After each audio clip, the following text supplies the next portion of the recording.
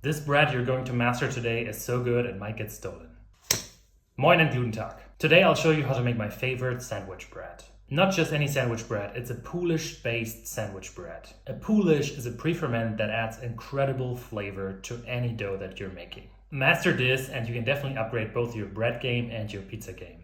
Good news, it's very easy to make and I'll show you step by step how to do it. In the first episode of the series I showed you how to make a plain yeast-based sandwich bread. Now we're taking that recipe and we're making it even better.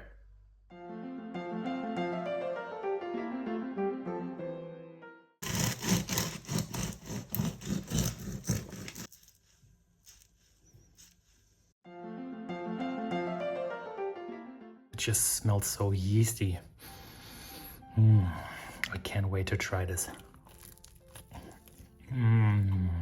The Polish-based version has superior flavor, but also takes a little bit longer to prepare. It's not much more work, but it just takes a little bit of waiting. Now, before we get started, I also added chapters to this video so that you can skip ahead to the parts that interest you the most. This also makes rewatching a little bit easier in case you want to follow the recipe step by step. Before diving into the recipe, let's have a quick look at the full process from start to finish. We engineers simply love flowcharts. This schedule presented assumes that you want to have delicious sandwich bread on an evening. In this case, I want to have it ready on Friday evening, and everything starts on Thursday evening. Step 1 is to prepare the Polish. For this, we're just mixing flour, water, and a little bit of yeast. More on that later, of course. We let it ferment overnight, and this is what creates the delicious flavor that we're looking for. Step 2 is something awesome. The so-called autolyse. We will just be mixing flour and water and then we will let that mixture sit overnight. Since this is a no-knead bread recipe, we don't develop any dough strength. And this is exactly what the autolyse does. It helps us to build excellent dough strength simply by waiting. So we'll have 2 jars, one with the Polish and another one with the main dough. On Friday morning then, we will be mixing the Polish with the main dough and we will also be adding the salt. Afterwards, we will wait until the dough doubled in size. More on that later, I got a cool hack prepared. Once that is done, we will proceed and shape the dough. After shaping, we have to proof the dough using the finger poke test I'll show you again later. And then we're able to bake it directly. Wait an hour until the bread cooled down and then you're ready to enjoy your perfect sandwich bread. And here comes the Polish. For the Polish, I mixed flour and water. This is 40 grams of flour and 40 grams of water. So it's a 1-to-1 flour and water ratio. Now tomorrow, I want to bake a bread that has around 400 grams of flour. And that's why I want to use 20% of that as Polish. And now that's 10% is 40, 20% is 80. So in the end, this is going to contain 80 grams of Polish, which I'll mix into the main dough tomorrow. So yeah, 20% is a good value to use when baking using a Polish, sourdough, or even a biga. Now the difference between a Polish and a biga and a sponge is pretty much just the difference in hydration. The Polish has 100% hydration, a 1-to-1 flour and water ratio. A biga might have less of hydration and a sponge as well. But other than that, they pretty much have the same effect. And now I'm going to be adding the yeast. For the main recipe, for the basic recipe, I used 4 grams of dry yeast. However, for this Polish, I'm only going to be using 1 gram of dry yeast because this is going to multiply overnight. There's going to be a lot more yeast tomorrow morning. 1% of the Polish weight is a good value to add as dry yeast. So that would be 0.8 grams, but I rounded up to 1 gram. That's not really making a big difference. Now to make this Polish, I just mix all the ingredients and then I'm going to give this a good stir. Now I'm covering this because I don't want this to dry out, and tomorrow morning this is going to be a nuclear dough bomb. Next up, I'm preparing the autolyse dough. This is a fancy word bakers like to use, but it's pretty much just mixing flour and water. And some people do this for 30 minutes, but I like to do this overnight. It's going to create a lot of dough strength. This is 400 grams of flour and then 280 grams of water. As I always suggest, you have to play with this value, with the water value, because this depends on the flour. And this flour that I'm using has around 15% protein. I'm not trying to create any strength. I just want to homogenize everything, making sure that all the flour has been incorporated into the dough. Once I'm done, I'm always typically doing this for around a minute. I'll just let this rest overnight, and then tomorrow morning I'll put both the Poolish and the main dough together. And you will be surprised how much strength this is going to create simply by waiting. That's what I love about this autolysis method. It took me a few attempts to pronounce that word, autolysis. So have a look now at the dough. You will see how it just tears. So this dough is not good yet. But tomorrow morning, this is going to be such a strong dough. It's going to be completely different. Same with the Poolish. We want to make sure this is covered because we don't want this to dry out overnight.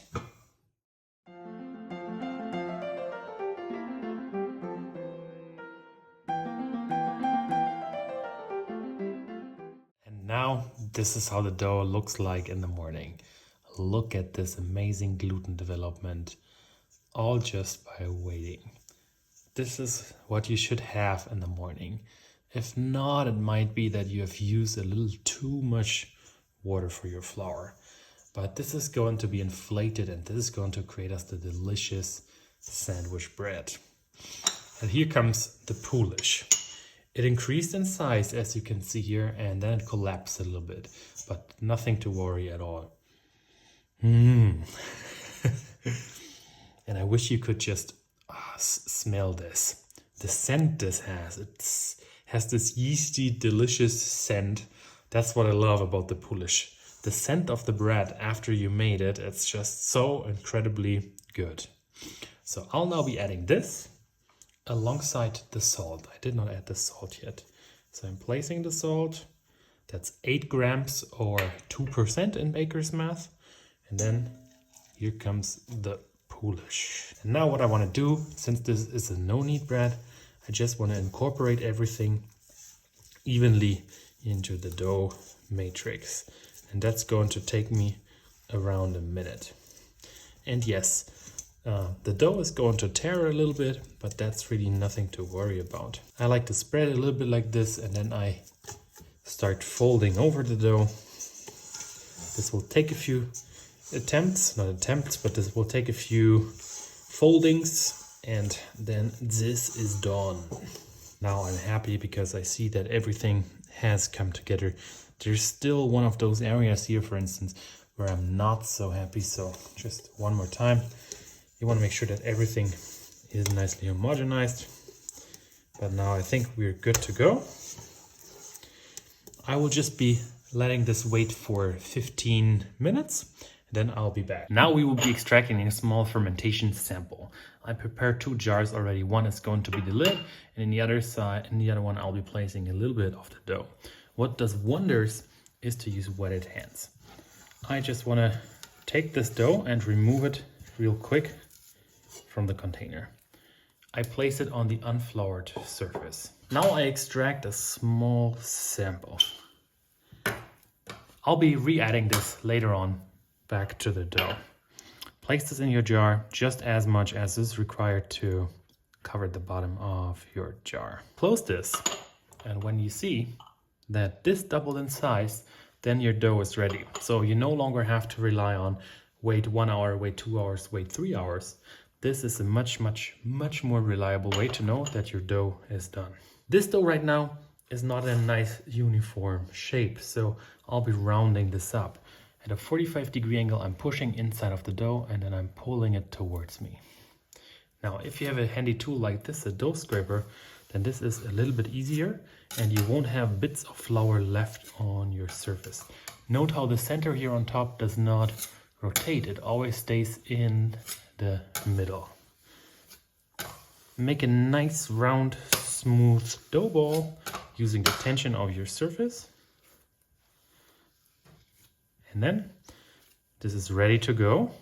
This will be sitting in here until I see that this has doubled in size. So no work, just wait until this doubled in size, and then we'll be back.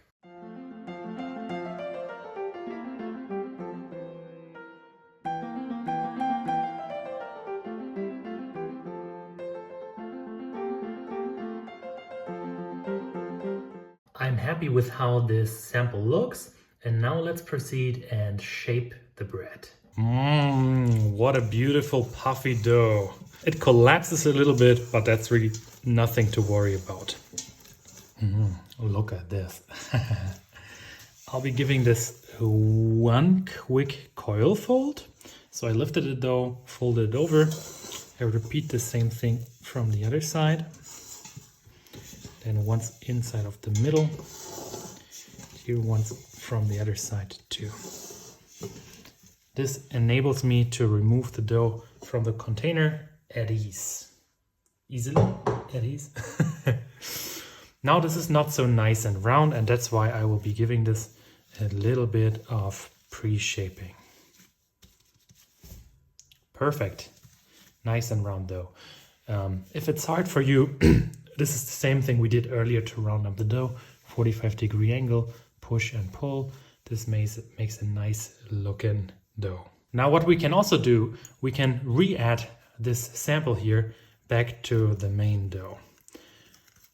I sometimes also just like to bake this with a little bit of olive oil in a pan, and this makes an excellent English muffin. I'm rounding this up over the surface, and I'll just let this sit here next to the main dough on the counter. And then when I'm shaping this, I'll be re-adding this to the main dough. While I'm waiting, I'm preparing the loaf pan by coating this with some more non-stick oil. 15 minutes passed and the dough stretched out a little bit, perfect to start shaping. For shaping, put a little bit of flour on your surface. As a beginner, you might want to use a little more. Now with a gentle movement, I will take this dough, flip it over, and then I can start shaping it right here. I know this dough is stuck to the counter. So I'm trying to rotate the dough a little bit to make it let go of the counter. Then I take the dough, flip it over, and now the nice side is at the bottom and the sticky side here is facing me. That's really the trick when you're trying to shape. I'll take this tiny piece of dough, and probably I should have added during pre-shaping, but this is also going to work. I'm also just elongating it a little bit and I'm putting it in here, just gluing everything together. For shaping, I'll take the bottom side, fold it into the middle and tuck it down. I like to remove some of the excess flour here. Then this side I will glue over and also tuck it down here, making a tightly sealed dough. I rotated the dough now because that's a little bit easier for me to shape, but you don't have to do that. I will now roll up the dough, and I'm using my thumbs and a little bit of flour. So my floured thumbs are taking the dough, well, not my thumbs now, but in a little bit. I'm taking the dough up, push it out, and see my thumbs. And I'm placing it down here. And now my thumbs push into the dough. And I can roll the dough up. And this just creates a lot of strength, creating a very, very tightly shaped dough. Perfect. Now I always like to seal the edges. And this is simpler if you use a little bit of water. So just water this and then tuck together the dough like this. Using the tension of the surface, I'm just pulling the dough a little bit over the surface to create some additional tension. If you have a dough scraper, then you can also be using the dough scraper for this. Perfect looking sandwich bread, and this one now goes into the loaf pan. If you wanted to add some toppings, you could now take a brush and just brush your dough, and then just place some seeds or whatever you feel like on top. But for me, I will be placing just a little bit of additional flour because I don't want this dough to stick to the plastic bag in which I will wrap it in a second. A good brush. Hello, Mr. Dough. Good brush for you. Give it a small slap and that's a good looking dough. Now the proofing stage starts. There are two options. The first option I introduced in the first episode of this series. The dough can be baked directly when the finger poke test passes. The freezer hack makes scoring a little bit easier but is optional. However, for this bread the proofing process is a little simpler but less deterministic. I had to opt for this method as I had to leave the flat to do some shopping. It can be a lifesaver sometimes, but it's also a little bit risky because you can much easier overproof your dough. Try starting at 8 hours in the fridge, then work yourself up to 24 hours. If you shorten to 30 minutes at the start, you can proof for even longer periods. Let me show you one more time the finger poke test. You can just see how fast this is springing back, so this is not good yet. I will just be letting this sit at room temperature for 30 minutes. It's going to increase in size quite a lot, and then I will be proofing this for another up to 24 hours inside of the fridge, and that way I can control when I want to bake it. You can bake it directly in the morning. Right now it's evening, so I could bake it directly in the morning. I could bake it in the afternoon or in the evening. Using the fridge, the dough lags a little bit behind at the start, but then in the end, yeah, you can decide when you want to bake it. You have to experiment with the fridge a little bit on your own. 30 minutes later, the bread already turned nice and puffy. Time to place it in the fridge now. Now in the first episode of the series, I already showed you my method to bake, but I'll show you one more time here. What I like to do is, I have a pot here, and this one I'm going to preheat. It's going to be quite hot. I preheat the whole oven for around 30 minutes. Now this tray here on top is going to create passive, indirect heat for the bread that I'll be baking right here. This makes sure that no crust forms directly. This is a really good way. And then afterwards, I'll just be placing the bread right here. Put this tray in the oven. This is not going to be preheated. And then pour boiling water in here. Warning, you need to have a bowl that's able to resist high heat.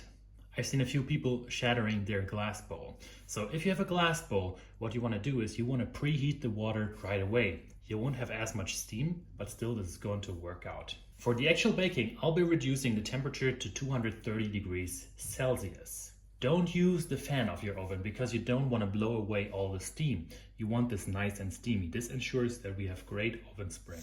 The next day at around lunchtime, I waited a little bit longer. Look at how much this loaf increased in size. I probably should have floured it a little bit more, but this is going to work out just fine. Temperature around 8 degrees Celsius. This is an excellent example why the fridge proofing can be a little bit unreliable. I went shopping and placed quite a few new items in the fridge. The fridge was warmer than for previous bakes. The consequence is that this dough proofed quite a lot. It's not overproof, but it's certainly close to the limit. That's why I recommend the more deterministic finger poke test. It's simply safer and more reliable. I'm now going to give this a small incision using a razor blade, and this is where the cold temperature comes in handy because this dough is now much stiffer. I like to give this another additional spritz with some water. This spritz of water makes sure that the dough does not dry out directly when placing it in the oven. And now with this incision here, this dough is going to rise through that incision upwards and give us beautiful oven spring. At least that's what I hope. Lower the temperature to 230 degrees, turn off the fan, place the additional tray on top. Please rise, my friend. May the gluten be with you. Pour in the boiling water.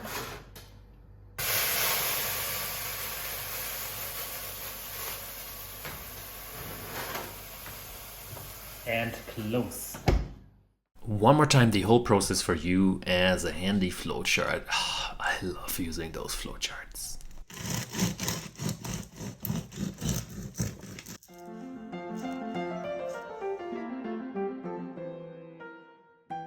It just smells so yeasty.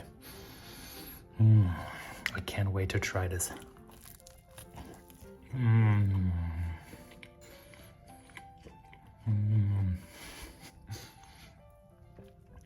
This is So good. That's the reason why I love this style of bread. This is truly perfect.